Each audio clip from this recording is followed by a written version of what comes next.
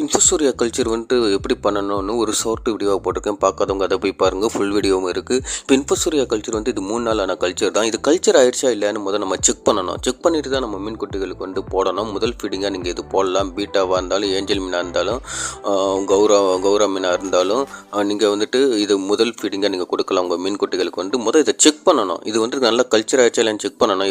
எப்படி பண்ணணும்னு சொல்கிறேன். முதல் நீங்கள் அந்த தண்ணியை ஒரு கிளாஸில் எடுத்துக்கோங்க. இந்த ஒரு பாயிண்ட் இருக்குது பார்த்தீங்களா, அந்த பாயிண்டில் நீங்கள் என்ன பண்ணுறீங்கன்னா லைட் அடித்து பார்க்கணும். டார்ச் லைட்டாக இல்லை ஃபோனோட லைட்டாக ஏதாச்சும் வச்சு அந்த இடத்துல நீங்கள் இருட்டான ஒரு இடத்துல அந்த இடத்துல நீங்கள் வச்சு பார்க்கணும். இதை நீங்கள் எப்படி பார்க்கணுன்னா உங்கள் ஃபோனோட அந்த லென்ஸில் தான் நீங்கள் பார்க்கணும். ஜூமிங் பண்ணி பார்க்கும்போது உங்களுக்கு நல்லா தெரியும். இன்ஃபோசோரியா கல்ச்சர் பார்க்க முடியும். நான் வந்து இப்போ டெட்ரா மீன் வந்து ப்ரீடிங் போட்டிருக்கேன்.